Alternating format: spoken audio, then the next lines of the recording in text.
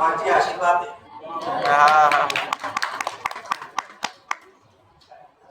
सभी को प्रणाम करते हुए आज के सत्संग में प्रवृत्त होते हैं। आप सभी अपना आशीर्वाद प्रदान करें।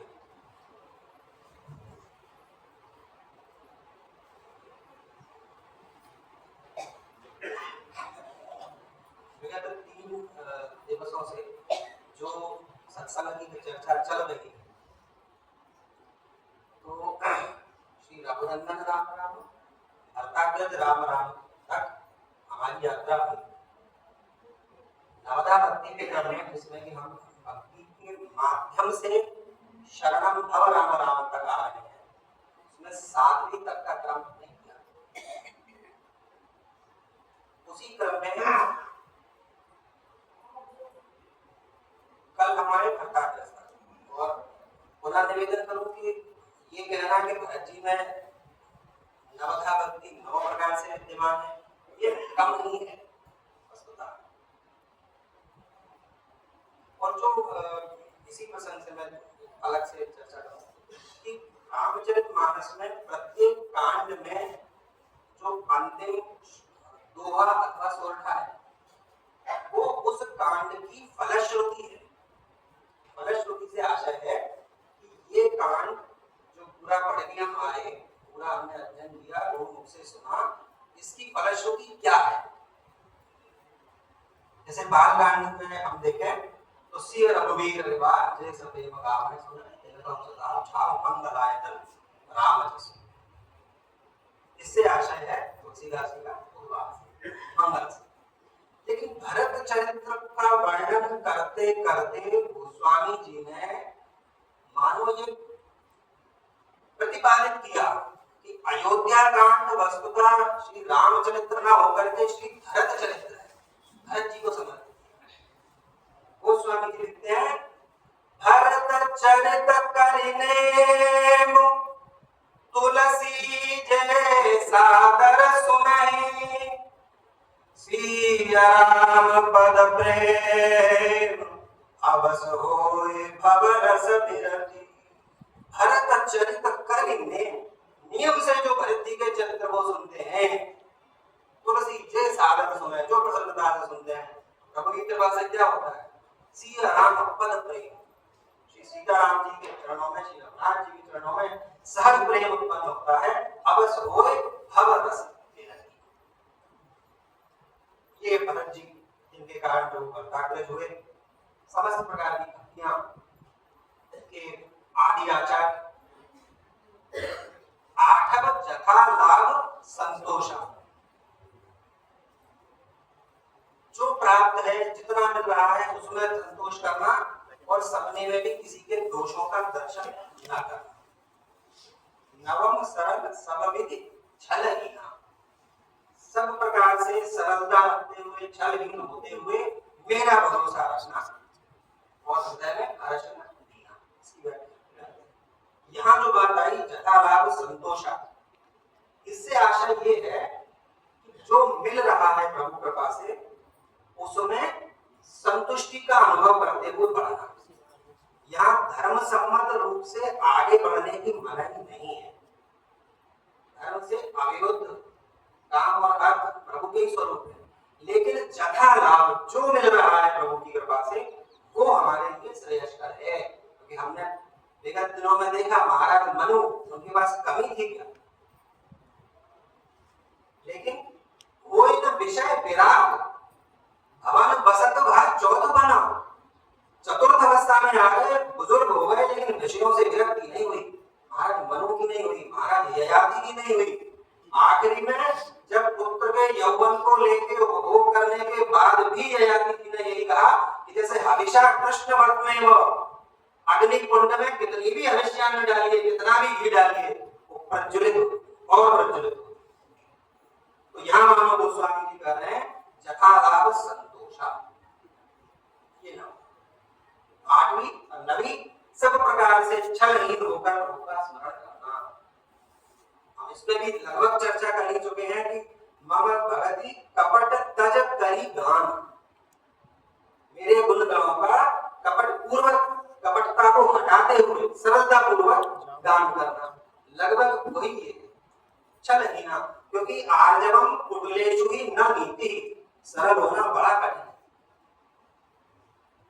बहुत कठिन है। और ये गुरु कृपा भगवत कृपा से ही संभव। तो जब इनमें से एक भी भक्ति यदि प्रबल हो गई, भगवत कृपा से, गुरु कृपा से, ग्रंथ कृपा से, स्थान की कृपा से, जन्म जन्मांतर के पुण्यों का जब भी उदय हुआ और एक भी भक्ति प्रबल हो गई, तब हम शरणम शरणागति तक आ जाते। लेकिन इसी क्रम में अभी रणकर का शराम राम पुनः निवेदन करो, स्थान सिद्ध है साहब। इतने भाव आते हैं एक साथ में, उनको पकड़ना, उनको रोकना, प्रभु जो हिलमा है बस वही सुनते हैं।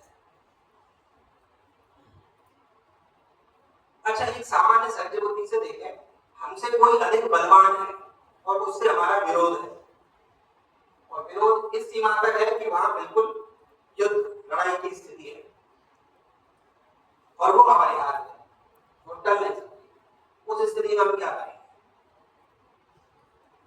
हमारे पास उतना बल है नहीं, तो हम क्या करेंगे? जो सामान्य लौकिक बुद्धि होगी वो क्या करेंगी? हम अपने से अधिक बलवान का साथ करेंगे। सामने वाले पक्ष से भी हमारे पास जो है वो बहुत उनसे भी उच्च कोटि के बलवान, धन में, पैसे में, हर प्रकार से। मानो यही उदाहरण है, दादा ने बताया राम रक्षा का, उसी में धर्जनम भवबीजानाम अर्जनम सुख संपदानाम तर्जनम यमदूतानाम राम रामेति गर्जनम। यमदूतों का भी तर्जन करना है तो राम रामेति गर्जनम। राम जैसे पराक्रमी, राम जैसे अवतारी, राम जैसे प्रभु की हमको शरणागति लेनी ही है, तब तर्जनम यमदूता। अच्छा, हम ध्यान भी करते हैं तो कैसा ध्यान करते हैं? ध्याये राजानुबाहुं धृतशरधनुषं। हम उन रघुनाथ जी का स्मरण कर रहे हैं जिनके हाथ में धनुष है और तरकश है। शशंक चक्रम, कुंडलम को बात में शशंक चक्रम, तो शक्ति संपन्न, जैसे साम दाम और दंड विभेदा, तो समाज में जो नीतियां चलती हैं वो इसीलिए बनाई गई है कि दंड महत्वपूर्ण सिद्धांत है, उसका प्रतिपादन प्रभु ने स्थान स्थान पर आवश्यकता अनुसार किया। जब विश्वामित्र जी चले जा रहे हैं उनको लेकर के, दशरथ जी से मांगा मुझे दीजिए, मेरे यज्ञ की रक्षा हो, प्रभु गए, राम और लक्ष्मण सुनत ताड़का क्रोध कर जाए, ताड़का आए बड़े क्रोध से, लेकिन एक ही बाण प्राण हर लेना। यहाँ पराक्रम की विशेष आवश्यकता ही नहीं पड़ी, एक ही बाण प्राण हर लेना। और अकेला यहाँ तक ही नहीं रुके, मुनि को उन्होंने अगले दिन आश्वस्त भी किया कि आप बिल्कुल निर्भय होकर अपना यज्ञ करिए, हम खड़े। ओम करण लागे मुनि झारी, आप रहे मख की रखवाली। बिल्कुल यज्ञ स्थल की रक्षा करने के लिए प्रभु प्रबंध, जो होना था, जो संभावित था, मारीच सुबाहु अपने सैन्य दल के साथ आए। मारीच पर अहेतु की कृपा की प्रभु ने, रणकर्कश होते हुए भी कितने दयालु हैं इसका परिचय भी देखिए। कदाचित कदाचित क्या वो जानते ही थे मारीच दुष्ट संगति में है, लेकिन इसमें कहीं ना कहीं कोई संस्कार है, कदाचित यही रहा होगा प्रभु की लीला, वो जाने। आप यहाँ से नहीं लगा सकते। बिनु फर बाण राम ते मारा, सत जोधनवा सागर पारा। बिना फर का बाण, जिसमें से 9 घटा ली गई हो, ऐसे बाण को मारा तो 100 योजन दूर जाके गिरा, वध नहीं हुआ। लेकिन सुबाहु को तो अग्नि बाण से, पावक बाण अग्नि बाण से सुबाहु का संहार किया। अनुज निशाचर कटक संहारा, लक्ष्मण जी ने पूरे सैनिक दल का सफाया। तो वहां सुबाहु को मारा प्रभु ने, मारीच को पुनः एक जीवन दिया। आगे चले पूरा सब अच्छे से सिद्धि हुई कार्य। अब जब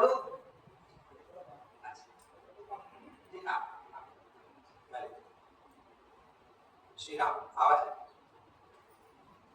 अब प्रभु कालांतर में बालकांड की समाप्ति हुई, अयोध्या कांड में आए, अरण्य कांड में आए, यहाँ से रणघट्ट राम राम की सिद्धता प्रारंभ हुई।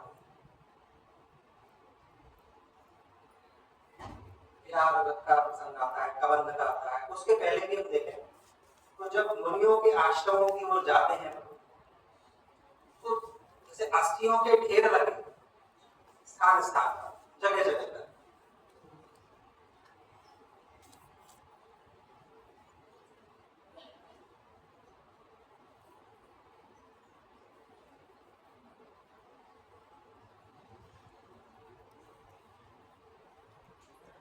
तो जो अस्थियों के अस्थि समूह देख रघुराया, ऊंची होने ना लाल लगी दाया, बड़ी दयार्द होकर प्रभु ने पूछा ये अस्थियों के समूह होगी एक स्थान विशेष पर, ऐसा क्यों? तब वहां निवेदन किया, सभी ऋषियों ने अपनी करुणा का कथा सुनाई कि प्रभु निष्कर निकल सकल इतने घोर निशाचर इस वन में है, उन्होंने समस्त ऋषि समाज का संहार कर दिया, उनकी अस्थि वहां प्रभु का शौर्य जागृत हुआ। निश्चरहीन करो मही भुज उठाए पन कीन। सामान्य रूप से कोई बात बोलना और भुजा उठा के प्रतिज्ञा करना इनमें अंतर है। भुज उठाए पन कीन, सकल मुनि के आश्रम जाए जाए। बोले अब इस पृथ्वी को मैं निशाचरों से हीन कर दूं। हम पहले चर्चा कर चुके हैं कि निशाचर कौन, राक्षस कौन? राक्षस वो जो धर्म को जानते हुए भी मानते नहीं है, जैसे कि रावण, जैसे कि शूर्पणखा, चर्चा की थी। शूर्पणखा रावण को समझा रही है, संगते जति कुमंतते राजा, मानते ज्ञान पानते लाजा। अरे रावण, कुमंत्रणा से राज्य नष्ट हो जाता है, और मान करोगे तो ज्ञान नष्ट हो जाएगा, मनेरा मान करोगे तो लज्जा नष्ट हो जाएगी। ये सब जानते हैं, रावण भी जानता है, ज्ञान नहीं, ज्ञानी नहीं, लेकिन आचरण में नहीं करते, इसलिए हो राक्षस। अन्यथा कुल तो विभीषण का भी होता। यदि हम कुल से मान लें कि जन्मना निशाचर है तो निशाचर की संज्ञा में विभीषण जी भी आए, लेकिन उनके साथ तो ऐसा नहीं हुआ। तो उन निश्चरों से ही मैं इस पृथ्वी को कर दूंगा। इसी क्रम में शूर्पणखा का आगमन हुआ, उसके साथ जो भी घटनाक्रम हुआ आगे, फिर वो गई खरदूषण के पास। मेरे साथ इस स्थान में, इस दंडकारण्य में ये घटना हुई और तुम लोग सो गए। वहां 14,000 की वाहिनी के साथ खरदूषण अपनी सशस्त्र सैन्य के साथ आए। गोस्वामी जी देखते हैं वहां श्री राम के पराक्रम को करते हुए लक्ष्मण जी से तो कहा कि आप सीधा अपने पास, लक्ष्मण जी माता के पास होते हुए अब सामने एक प्रभु और उनके समक्ष 14,000 निशाचर, घनघोर युद्ध हुआ। वहां पर गोस्वामी जी लिखते हैं, महि परत उठी घट लड़त मरत न करत माया अति घनी, सुर डरत 14 सहस प्रेत बिलोकी एक अवधधनी, सुर मुनि सभय प्रभु देखी माया, नाथ सकोतुक कर्यो, देखहि परस्पर राम कर संग्राम रिपुदल लड़ मरो। याद रामचंद्र जी जय। प्रभु का पराक्रम देखिए कि एक दूसरे में राम का दर्शन करते हुए परस्पर एक दूसरे का संहार कर रहे। कर्म करे विधि नाना, राम जी ब्रह्म है, ब्रह्म का एक लक्षण यहाँ घटित हुआ, में चर्चा हुई। ब्रह्म के जो लक्षण थे उसमें से एक ये जो लक्षण है, जो कर्म करे विधि नाना, यहाँ घटित होता है। 14 सहस्त्र राक्षसों को प्रभु ने एक क्षण में मारा। मानो तुलसीदास जी ऐसे इसको बताना चाह रहे हो कि इतनी तीव्रता से मारा कि कोई देख न सका कि आपस में मरे या प्रभु ने मारा। ठीक वैसे ही जैसे किसी एक फूल है, गुलाब के फूल की पंखुड़ियों को लेके और यदि कांटे से उनको घेरे और कोई ये बोले कि मैंने एक साथ में 10 पंखुड़ियां भेदन किया, लिखते हुए बात सही है, लेकिन तत्वतः देखा जाए तो पहले पहली पंक्ति का भेदन हुआ, पक्ति का भेदन हुआ, उसके बाद दूसरी पक्ति का भेदन हुआ। 10वीं तक तब आए जब तक 9 पत्तियां भेदी जा चुकी थी। तो एक दूसरे को देखते हुए मारा, इसका आशय कदाचित यही है कि इतनी तीव्रता से प्रभु ने मारा कि पता ही नहीं पड़ा कि हमने मारा या उनने मारा। परिणाम दिखा कि मरे पड़े। ये हमारे चले जा रहे हैं। सुग्रीव से मित्रता हुई, सुग्रीव के कष्टों को भी दूर किया। सुग्रीव जी के मन में फिर भी कुछ हुआ अथवा शंका थी, क्या वास्तव में ही बाली का संवार कर पाएंगे प्रभु? बाली वरदान बोले, प्रभु ये दुंदुभी नाम का जो पशु था उसकी अस्थियों का समूह है, इसको बाली ने मारा। इतना ही कहा। प्रभु ने कहा ठीक है, इसको हम हटा दें। एक बाण से बिनु प्रयास रघुनाथ रहा, एक बाण से मतलब दुंदुभी के अस्थि के समूह को हटा दिया। तब सुग्रीव जी को लगा देना। बाली वध की चर्चा पूर्व उसमें कर चुके हैं। यहाँ पे आगे इसलिए बढ़ रहा हूं कि घड़ी भी आगे बढ़ गई।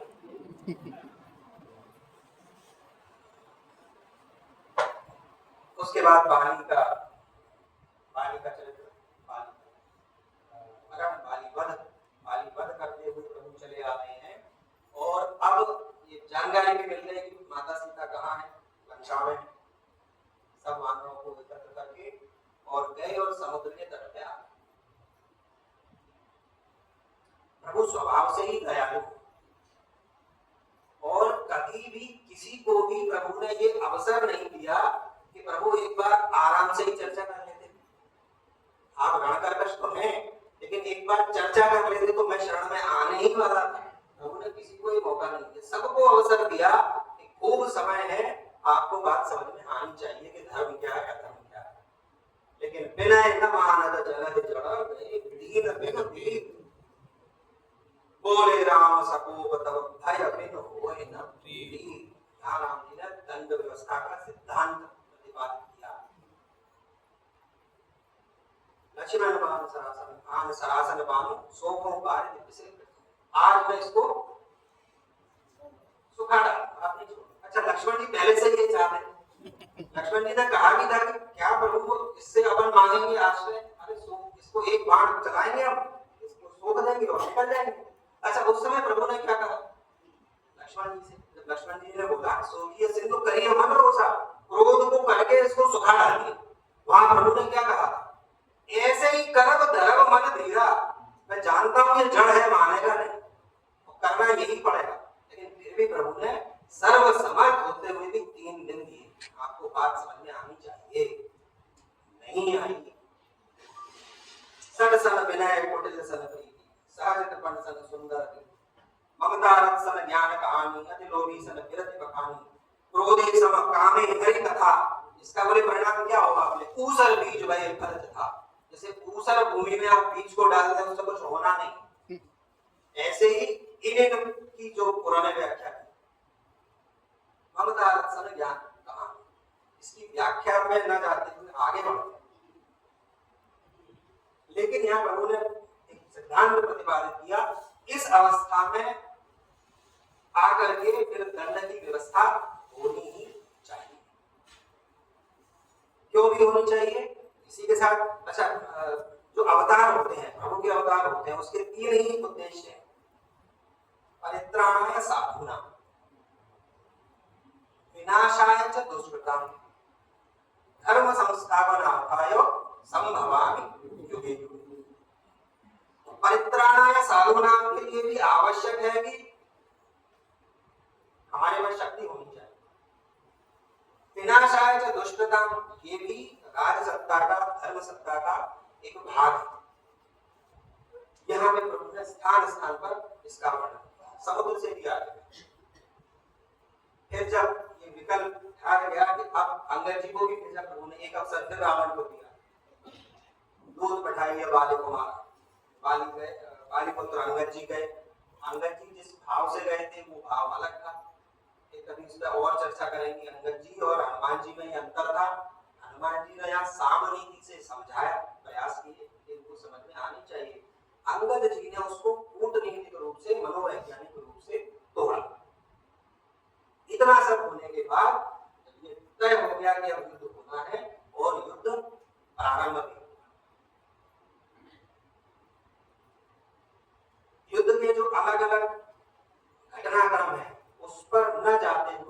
बीच में हम ये देखें कि प्रभु की आवश्यकता हर दिन हर समय युद्ध में नहीं थी। मेघनाद के समय, अच्छा रावण वध के पहले की रावण का और प्रभु श्री राम का एक बार आमना सामना हुआ था। उसके भी पहले यदि देखें तो युद्ध प्रारंभ होने के पहले जब रावण अपने जो महल के छत के ऊपर दरबार लगाए हुए बैठा था, रास रंग चल रहा है, यहाँ प्रभु सुबेल पर्वत के ऊपर है और वहां देख रहे हैं कि ये दूर सामने चल क्या रहा है। तो वहां विभीषण ने बताया प्रभु वो ये दिखाना चाहता है रावण कि इतना प्रबल शत्रु मेरे सम्मुख है, बिल्कुल सामने खड़ा हुआ है, लेकिन मुझे रत्ती भर चिंता नहीं, मैं मस्त हूँ, मेरा दरबार चल रहा है। वहां प्रभु ने अपने बाण का समझा, छत्र मुकुट तारंग सब हते एक ही बाण, सबके देखत महि परे मरम न को जान।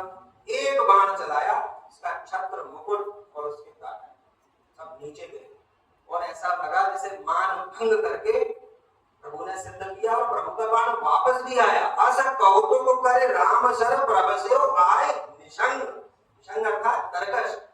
ये पूरा कार्य करने के बाद प्रभु का बाण तरकश में वापस आया। ये राम, और जब रावण युद्ध भूमि में आए और अपनी माया का विस्तार किया तब प्रभु ने केवल एक बाण चलाया, केवल एक बाण से पूरी माया का विस्तार हुआ, समस्त राक्षस वानर दल का रक्षा की। अब प्रभु के दो प्रमुख युद्ध हैं, एक तो कुंभकर्ण से और दूसरा रावण से। जब ये स्थितियां निर्मित हो गई लंका में कि कुंभकर्ण को अब जगाया ही जाए और जगाया जाए, कुंभकर्ण ने पूरी स्थिति समझी, रावण को उपदेश भी दिया कि तुमने गलत किया, लेकिन उसके बाद भी कुंभकर्ण आए। कुंभकर्ण और विभीषण जी का संवाद भी बड़ा अच्छा संवाद। प्राय लोग तर्क देते हैं कि विभीषण ने गलत किया, मैं विभीषण की शरणागति में इस प्रसंग को जोड़ूं, आगे चल प्रभु ने ध्यान दिलाया तो आगे इसमें चर्चा करें। अब कुंभकर्ण चले आ रहे हैं। कुंभकर्ण की स्थिति ये थी, चला दुर्ग कर सेन न संगा, मुझे सेना की आवश्यकता नहीं है। क्या करेंगे सेना में, अंदर बालों से लड़ेंगे, लड़ते रहेंगे, हम जा। कुंभकर्ण विभीषण जी ने परिचय दिया, नाथ भूधराकार शरीरा आवत कुंभकर्ण रन धीरा। ये महाधर तो है, महाविशालकाय तो है, लेकिन रणधीर है, युद्ध में इंद्र तक के पराक्रम को संतुष्ट करने वाला योद्धा है। और उसने ये सिद्ध भी किया, जितने भी अन्यान्य योद्धा थे राम दल के, सबको कुंभकर्ण ने लगभग परास्त किया। प्रभु स्वयं है, कर सारंग साज कटि घाथा, गोस्वामी जी का वीरस देखिए, कर सारंग साज कटि घाथा, अरिदल दलन चले रघुनाथ। पहली बात प्रभु ने तरकश कस के बांधा। आज फिर कुंभकर्ण और राम रघुनाथ जी का युद्ध हुआ। सत्य संग छाड़े सरल अच्छा, काल सर्व जनु चले सब अच्छा। प्रभु के युद्ध भूमि में जब जब प्रभु ने बाणों का संधान किया है, गोस्वामी जी ने कोई न कोई एक बड़ा अनुपम विशेषण दिया, काल सर्व जनु चले सब अच्छा, अथवा उनकी संख्या को लेके अथवा उनके प्रभाव को लेके, क्योंकि वो सामान्य तीर नहीं है, सामान्य बाण नहीं है, वो रण कर्कश राम के विशिष्ट तीर है। सत्य संग छाड़े सर लक्षा, कैसे चले जा रहे हैं, जैसे काल सर्प मर रहा है, पहले एक भुजा काटी कुंभकर्ण, दूसरी भुजा काटी, उस पर भी वो शांत नहीं हुआ तो उसके इतने बाण मारे उसका पूरा मुखमंडल आच्छादित हो गया।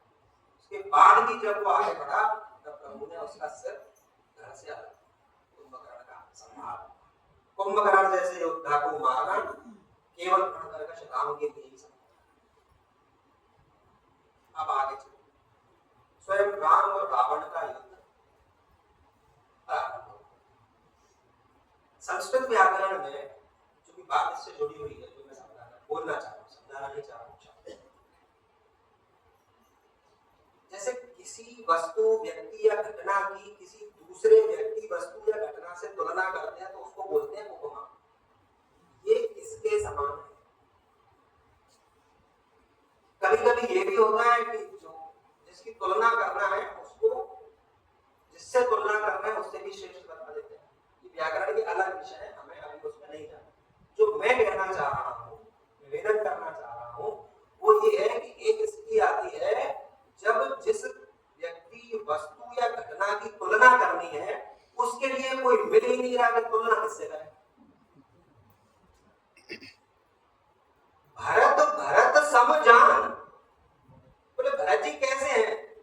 अब पूरी ब्रह्मा जी की सृष्टि में वो नहीं मिला जिससे भरत जी की तुलना करें। तो आगे में क्या कहा गया?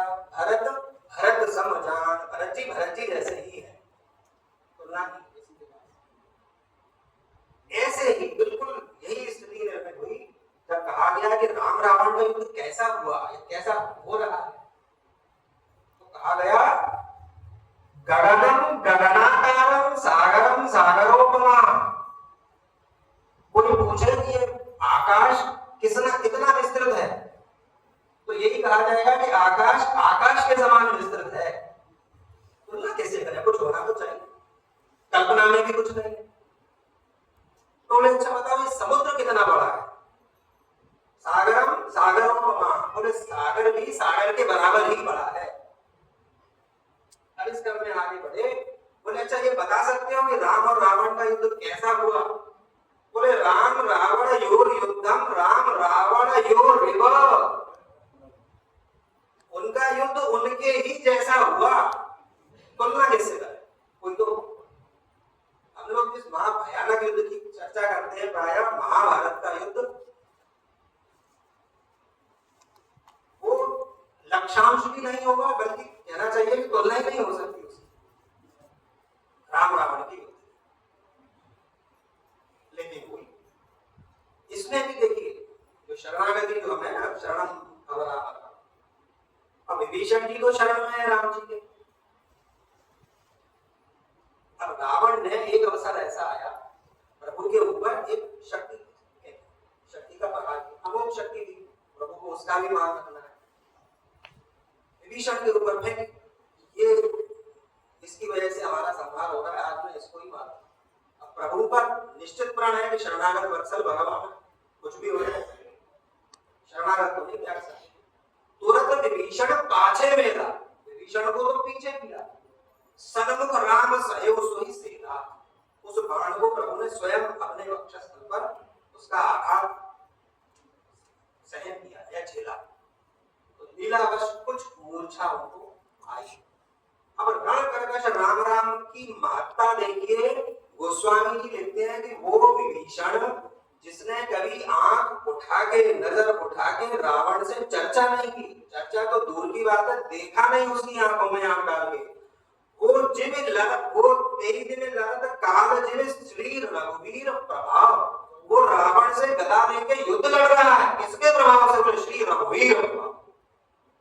रण कर्कश राम राम का प्रभाव देखिए कि वो विभीषण जिसने नेत्र भर के नहीं देखा, वो काल के समान युद्ध कर रहा है प्रभु।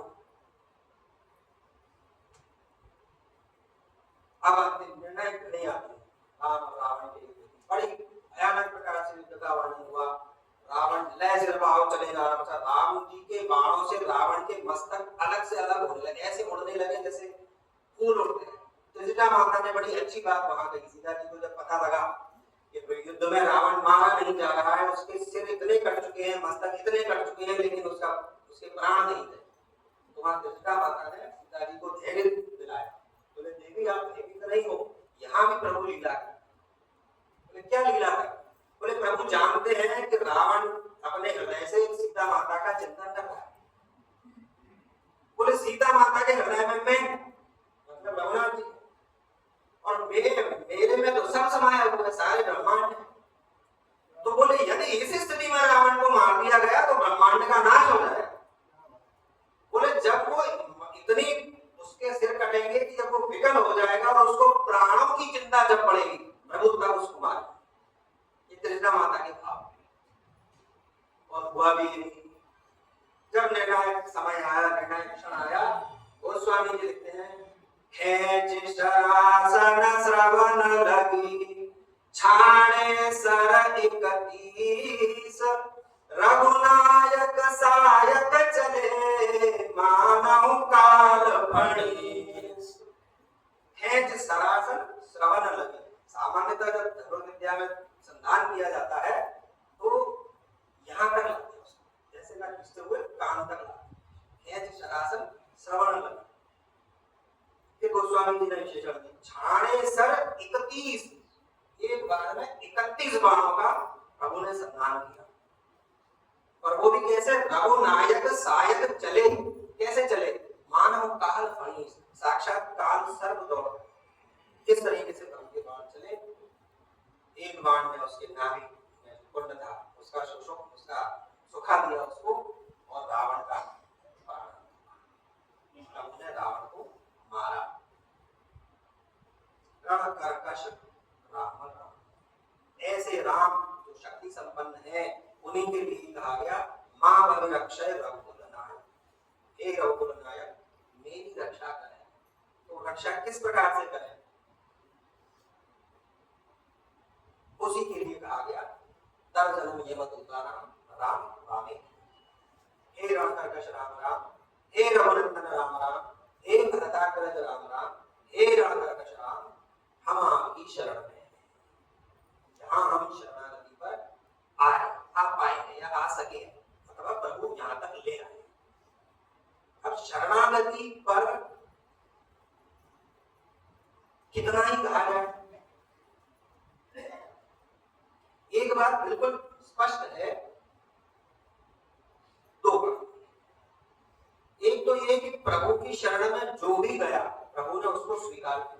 एक भी उदाहरण ऐसा नहीं है जिसने शरणागति स्वीकार की हो और प्रभु ने मना किया। लेकिन उसमें दूसरी शर्त ये है, उसमें शरणागति का भाव भी होना चाहिए। निर्मल मन जन सोमोहि भाव। यदि मन निर्मल है और फिर शरणागति है तो बिल्कुल निश्चित रहिए, प्रभु हमको शरणागति से विमुख नहीं करेंगे। विभीषण जी के साथ क्या? विभीषण जी बड़े संत हैं। अच्छा, ये अपन लोग भी नहीं कह रहे, हम भी यहाँ बैठ के नहीं कह रहे, संत स्वयं हनुमान जी और स्वयं गोस्वामी जी कह रहे हैं, साधुते होए न कारज हानि। इनसे तो हम मिलेंगे, स्वयं हनुमान जी के मन में इच्छा जागृत हुई, इनसे तो मिलेंगे। और उनके कार्य की सिद्धि भी विभीषण जी से ही हुई।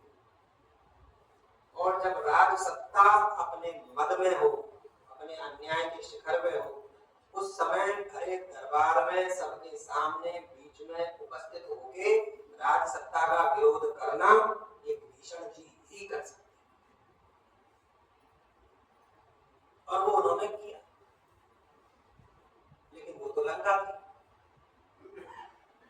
लंका की पहचान ये थी, सज्जनों का अपमान। तो विभीषण जी का भी अपमान हुआ, लात मार के भगा दिए। सट मिले जाओ, उन्हीं के पास चली, उन्हीं से अपना प्रेम रखी, यहाँ से हट। अब विभीषण जी चले आ रहे हैं तो उनके मन में बड़े भाव हैं कि अब मैं जाऊंगा और प्रभु के चरणों में अपना आश्रय लूंगा।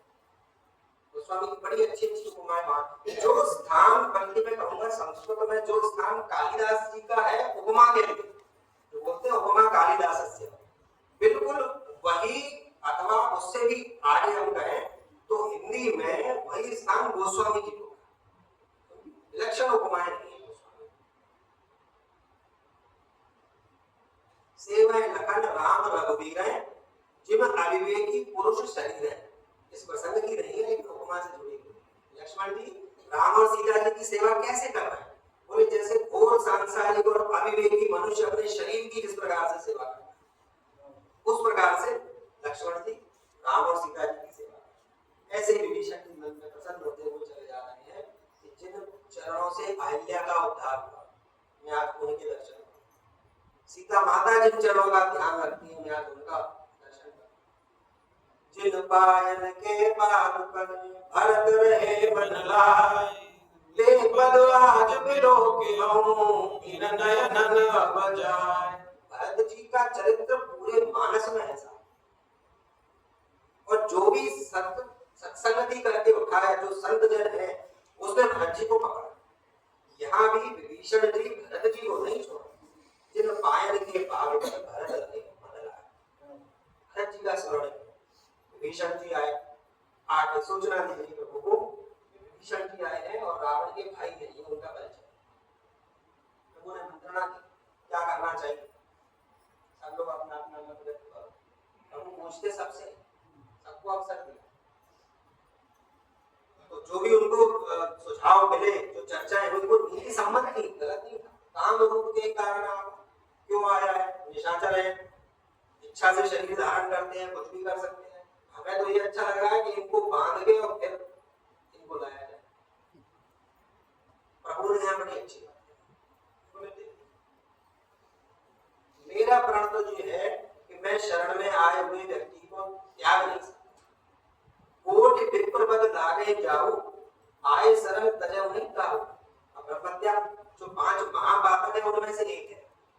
अब इसको ऐसे ले कि जो एक महाबातक है वो करोड़ों करोड़ों बार भी यदि किसी ने कर दिया हो, फिर भी वो मेरी शरण में आएगा तो मैं उसको छोड़ूंगा नहीं।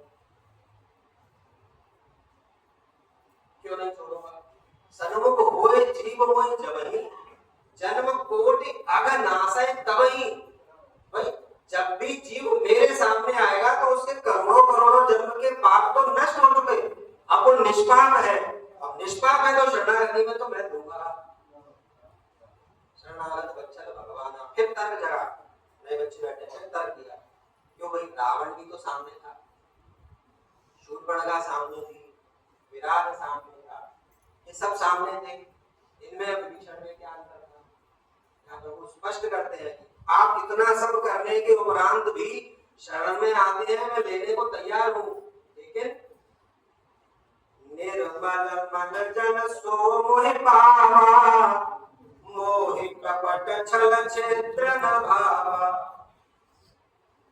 नवम सरल सब विधि छल हीना, ये नवी भीषण जी स्पष्ट छलहीन होकर के। एक बार हमने बहुत पहले चर्चा की थी, जो काली नाग ने जो शरणागति दी, बिल्कुल छलहीन, उसने कोई स्तुति नहीं की, उसने तो अपनी बताई मैं ऐसा हूं, वयम खलाहा सहोत्पत्त्या तामसा दीर्घवन्यवा, मैं तो खानदानी दुष्ट हूं, बिल्कुल सर्व जाति का हूं, स्वभाव से क्रोधी हूं, सब हर प्रकार से बुरा हूं, लेकिन आपकी शरण में हूं। स्पष्ट उसने बोला। ऐसे ही भगवान ने इनसे कहा, कुछ भी करके आए हो लेकिन निर्मल मन से आए हैं, उभय भांत लया जैसे भी आए उनको नहीं। विभीषण जी आए, शरणागति हुई, विभीषण से मिले भगवान जी, अपने छाती से लगाया, विभीषण को सम्मान किया, कहो लंकेश कुशल परिवार। अब देखिए विभीषण से पहली बार की बातचीत में ही रघुनाथ जी ने क्या कहा, लंकेश, हे लंका के अधिपति, हे लंका के स्वामी, कैसे हैं आप, परिवार ठीक है आपका, कुशल कुठार बास तुम्हारा, सब प्रसन्न आनंद। वो निर्वासित है लंका से, अपमानित करके प्रताड़ित करके भगाए गए हैं, सामान्य लोगों में बात बोल रहा हूं। लेकिन शरण में आने के बाद जब सबसे पहला उच्चारण प्रभु ने किया तो क्या किया, लंकेश। और यहाँ तक भी मन नहीं भरा, विभीषण जी तो संकोच में थे कि नहीं प्रभु बस शरण में आ गए और ठीक है, लेकिन प्रभु ने कहा अब मेरा दर्शन अमोघ है, मेरी शरणागति अमोघ है, आप तो शरण में आए, अब कुछ ना कुछ तो करना। एवं वस्तु करे प्रभु रणधीरा, मांगे तुरंत सिंधु कर नीरा, समुद्र के जल को लेके आओ। समुद्र का जल बड़ा पवित्र माना, प्रतिष्ठा में भी प्रयोग होता है, नदियों के जल समुद्र के जल का। अस कहे राम तिलक तिनि सारा, सुमन वृष्टि नभ भई अपार।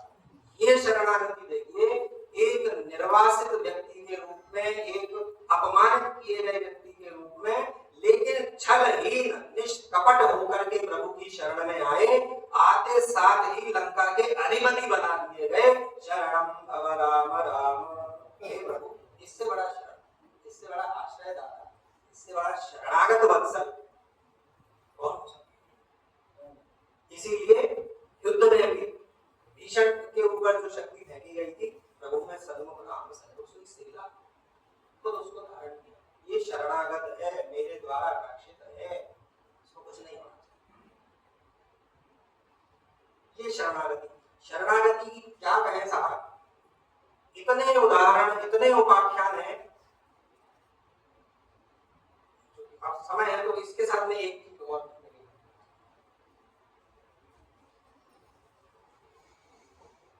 भगवान ने जब भी समय आया या कुसमय आया, कुछ भी मान सकते हैं,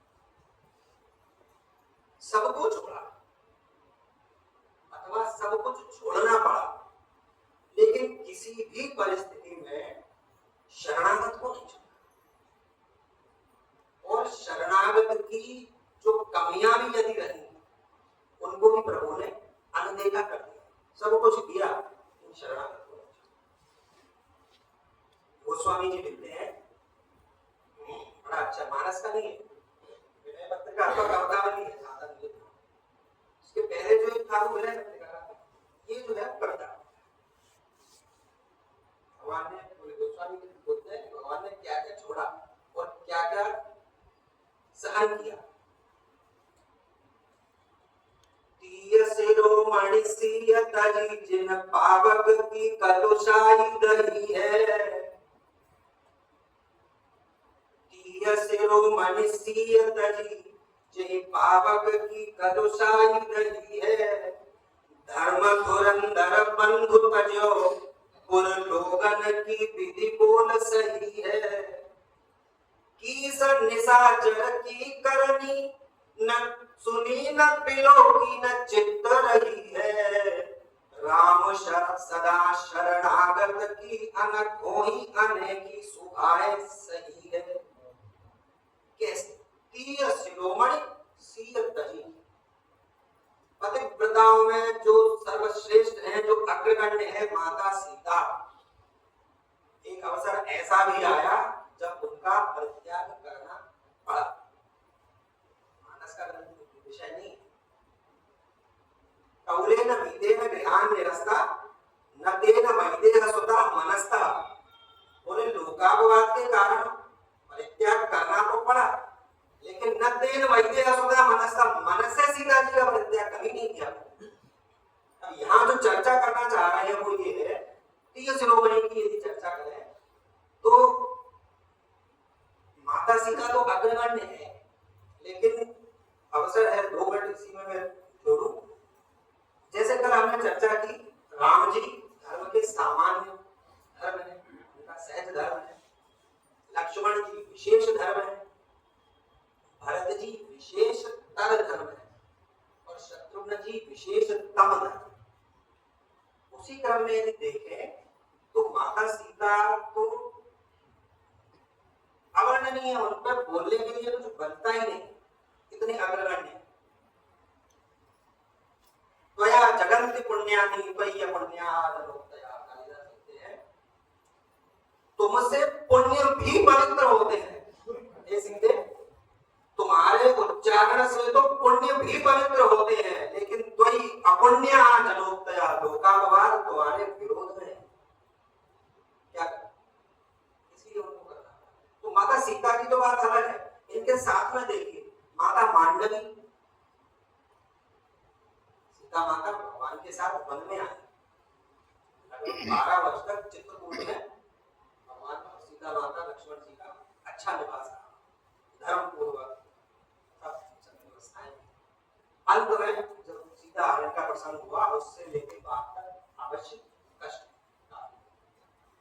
अब माता मांडवी की ये सोचिए, कल्पना करिए, ग्रंथ में उल्लेखित नहीं है, लेकिन कल्पना करिए उनके पति देव भरत जी महाराज आयस होए तो रहो सनेव, वो नेम सहित रह रहे हैं। कैसे नेम सहित रह रहे हैं?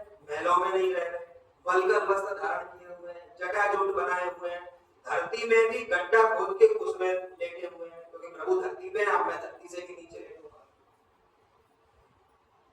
माता मांडवी अयोध्या में है अवश्य, लेकिन क्या 14 वर्ष उनको भरत जी के दर्शन हुए? इस तब के ऊपर कौन है? ये शिरोमणि नहीं, ये प्रसंग वशात चर्चा चली। उनके उनके पति नेम पूर्वक नंदीग्राम में है, तो क्या माता मांडवी ने राजसी सुख वैभव का प्रयोग किया हो? संभव नहीं। इसी कोटि में माता उर्मिला यहाँ इस प्रकार का भी संतोष कर रहे हैं कि चित्त में ये सुख, ये समाधान तो होगा कि मेरे पति नंदीग्राम में है। माता उर्मिला जिनको ये नहीं पता कि मेरे पति कहाँ है, किस स्थिति में है, और सेवा के लिए गए सबसे सेवक धर्म कठोरा। भरत जी बोलते हैं सिर बल जाओ उचित या मोरा। जब बात हुई कि आप कैसे जाएंगे, रथ में या पैदल, तो बोलते सिर बल जाओ उचित या मोरा। क्यों? सबसे सेवक धर्म कठोरा, सेवक धर्म इतना कठोर है। उस सेवक धर्म के परम आचार्य लक्ष्मण जी, उनकी पत्नी माता उर्मिला, जिनको ये नहीं पता कि वो है, और 14 वर्ष अयोध्या में विवाह। जब सब लोग चित्रकूट गए, सब परिवार मिला, क्या वहां भी अवसर मिला होगा माता उर्मिला को लखनलाल जी से पूछने का कि आप कैसे हैं? तो यह सती, जब लक्ष्मण जी और मेघनाथ का युद्ध हुआ, मेघनाथ का उद्धार हुआ, संत लोग चर्चा करते हैं कि सुलोचना ने यही कहा कि सती मैं भी थी, लेकिन उधर से भी सती थी। संत लोग कहते हैं कि सती के भोगी पति की मृत्यु हुई और सती के योगी पति की विजय। माता उर्मिला का सती, माता श्रुति की चर्चा करनी ही पड़ेगी। उनको यह भी पता है कि मेरे पति कहाँ है और क्या कर रहे हैं। शत्रुघ्न जी के ऊपर कितने उत्तरदायित्व थे। उनको यह बोला गया था कि ये राजा राम का शासन है, पादुका जी विराजमान है, ये राजा राम का शासन है, और आपको उसी प्रकार प्रजा को संतुष्ट रखना है जैसे राजा राम के राज्य में अपेक्षा की जाती है।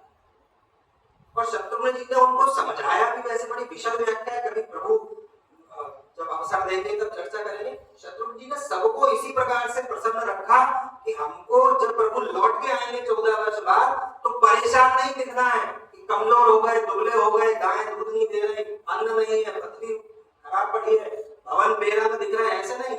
अयोध्या वैसी ही दिखनी चाहिए जैसी वो छोड़ के गए हैं। कितना दुष्कर कार्य था वो कर रहे हैं शत्रुघ्न जी, और उनकी भी सेवा कर रही है माता श्रुति कीर्ति। उन्होंने किसी राजसी सुख सुविधा का उपयोग नहीं किया। उनके पति उस कंटकाकीर्ण स्थिति को संभाले हुए हैं जिसमें सामान्य व्यक्ति की कल्पना नहीं की जा सकती।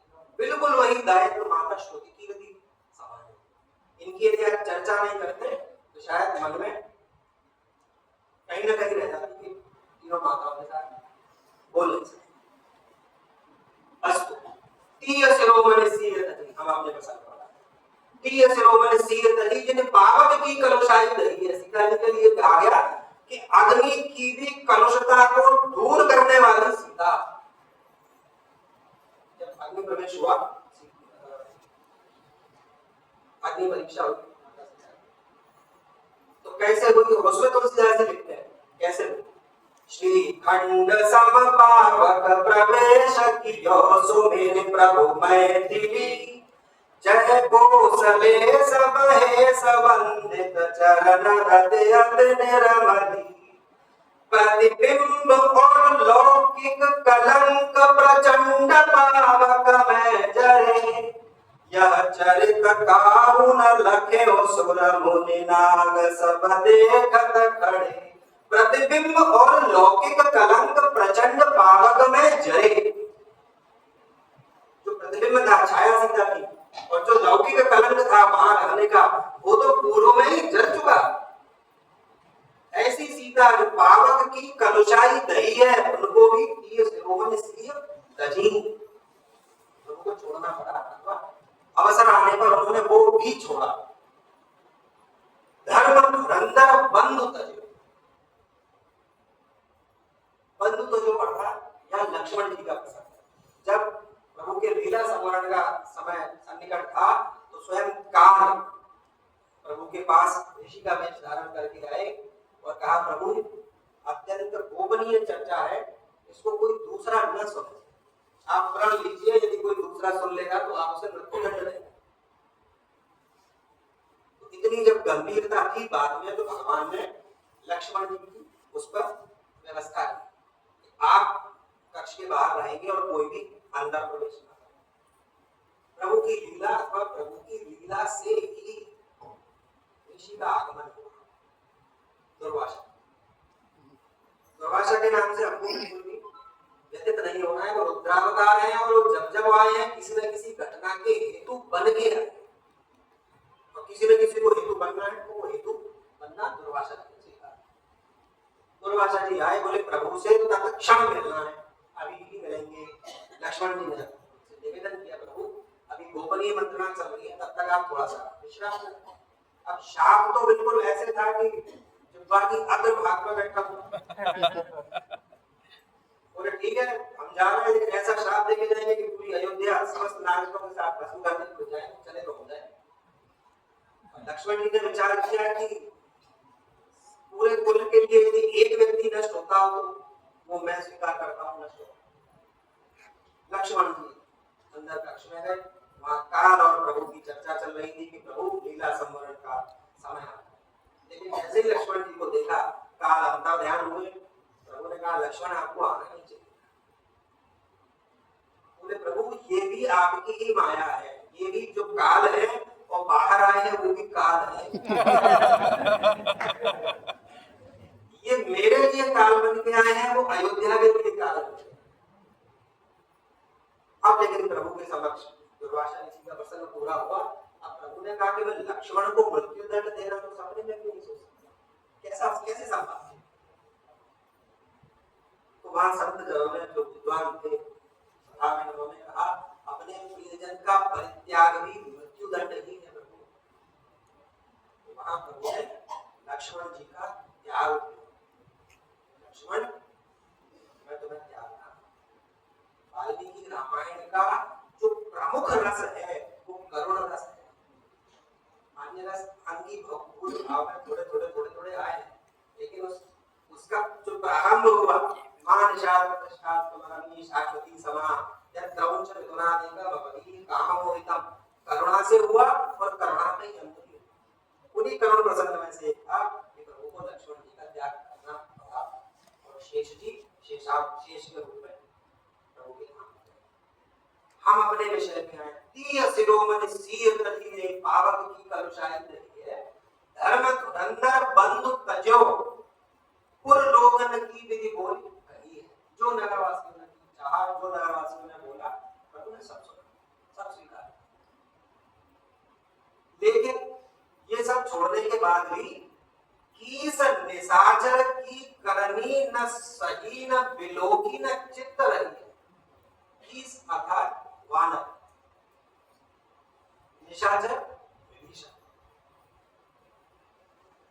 पूरे जितने भी ऐसे जो यहाँ जिनकी प्रतीक के रूप में गए, ऐसे जिनको भी प्रतीक रूप से अधम मान लिया जाए, ये तो वानर है या अथवा ये निशाचर है, उन सबको भी दूसरा जो संत जन यहाँ जो उसकी चर्चा अलग करेंगे, वो प्रसंग को भी नहीं करेंगे। तो ऐसे 30 निशाचर सुग्रीव के मां तारा से विवाह और विभीषण की मां मंदोदरी से विवाह करके यहाँ पे संत जनों ने आक्षेप किया। बोले लेकिन उनकी करनी को प्रभु ने क्या किया, न सही स्वीकार नहीं किया, न बिलो की देखा ही नहीं, न चित्त रही है। मन में रखना तो बहुत दूर की बात है, देखा नहीं, सुना नहीं और पसंद ही नहीं किया उस पर चर्चा करना। इनमें ऐसी क्या खास बात थी? यहाँ तुलसीदास जी आगे बोलते, राम सदा शरणागत की अनखोही अनेकी सुभाए सही है। तो शरणागत हो गए आए हैं तो उनके ऐसे आचरण जिन पर क्रोध भी हो सकता था अथवा जिनसे चिढ़ हो सकती थी, उनको भी प्रभु ने स्वीकार नहीं किया, अनदेखा कर दिया। क्यों कर दिया? शरणागत कहो जे तजय निज अनहित अनुमान ते नर पावन पापमय विनय विलोकत। ये शरणम अवताम राम। विभीषण जी तो एक उदाहरण है साहब, इतने उदाहरण शरणागति के हैं। समय की सीमा अब आ रही है। मानस जी का जो समापन हुआ अथवा और शरणागति भाव के जो अन्यतम उदाहरण है उन्हीं के साथ बोलते हुए अपन आज इस सत्संग को विराम देंगे। पाई न केहि गति पतित पावन राम भज सुनु सठ मना गणिका जामिल व्याध गीध गजादि खलतारे घना आभीर जवन किरात खस स्वपचादि अति अघरूप ते कई नाम बारक ते पावन होहि राम नमामि ते। किस किसको प्रभु ने नहीं तारा, जिसने भी तारक मंत्र का जप किया, जिसने भी राम मंत्र का जप किया, वो तर ही गया, वो शरण में आ ही गया। एक क्षण के लिए निमित्त करूं, चर्चा को विराम ही दे रहे हैं कि इसका भाव क्या है, इसका ध्येय क्या है। नाम जप, नाम जप भगवान के जिस रूप में हमारी निष्ठा है, भगवान के जिस स्वरूप पर हम मोहित हैं, अथवा प्रभु ने जिस स्वरूप में हमको मोहित कर रखा है, उस स्वरूप का मंत्र जाप, उस स्वरूप का नाम जाप। हम यहाँ राम रूप की चर्चा कर रहे हैं, तो चाहे तो विजय मंत्र श्री राम जय जय राम, अथवा महामंत्र एक ही है, हरे राम राम राम हरे हरे, हरे कृष्ण कृष्ण कृष्ण हरे हरे। इनके लिए स्वयं ब्रह्मा जी ने नारद जी को निर्देशित किया, नारद न कस्य विधिरस्ति, इनकी कोई विधि नहीं है, हमको अलग से इसके लिए किसी आचमन प्राणायाम विनियोग आसन माला स्थान किसी की आवश्यकता नहीं है। जहां है जैसे है, बस नाम जप हमको करते रहना है। नाम जप हम करते रहेंगे तो यही नाम जप की हमारी यात्रा रघुनंदन राम राम से चलती हुई, राम राम से चलती हुई, रणकर्कश राम नाम से चलती हुई हमको प्रभु श्री राम की शरण में पहुंचा देगी, इसमें कोई संदेह नहीं है। श्री राम रघुनंदन राम राम, श्री राम भरताग्रज राम राम, श्री राम रणकर्कश राम राम, श्री राम शरणं भव राम राम। प्रभु रघुनाथ जी की कृपा, ऐसे स्थान की विशेष कृपा, संत जनों की कृपा, गुरुजनों की कृपा, चरणों की कृपा, इन सबकी कृपा से 4 दिवस का जो सत्संग था वो आज विराम ले रहा है। अंतरात्मा से कहें, हम इसमें बिल्कुल हम नहीं, मैं बिल्कुल इसमें कपट भाव से बिल्कुल भी नहीं है। जब दादा ने निर्देश दिया कि आपको ऐसे ऐसे करना है, तो एक दिन के लिए मैं अंदर से तैयार था कि एक दिन में आके कुछ निवेदन कर दे। दादा ने कहा नहीं, 4 दिन की श्रृंखला है, आपको 4 दिन बोलना। तो हमने प्रभु का हाथ जोड़े, प्रभु जो बुलवाना है, जितना बुलवाना है आप कर लेना, हमारी न क्षमता है न योग्यता है। वो ये बिल्कुल स्पष्ट ईमानदारी से हम निवेदन कर रहे हैं। तो ये स्थान की गरिमा है, इस व्यासपीठ की गरिमा है, और रघुनाथ जी की तो कृपा है ही। आप सबने बड़े धैर्य से और बड़े साधुवाद रूप से मुझे सुना और मुझे आशीर्वाद दिया, सभी लोगों के मुझे आशीर्वाद मिले, मैं कृतज्ञ हूँ, मैं ऋणी हूँ। और प्रभु के चरणों में, आप सभी के चरणों में प्रणाम करता हुआ आज विराम करते हैं। ओम पूर्णमदः पूर्णमिदं पूर्णात् पूर्णमुदच्यते पूर्णस्य पूर्णमादाय पूर्णमेवावशिष्यते। जय जय रघुवीर समर्थ।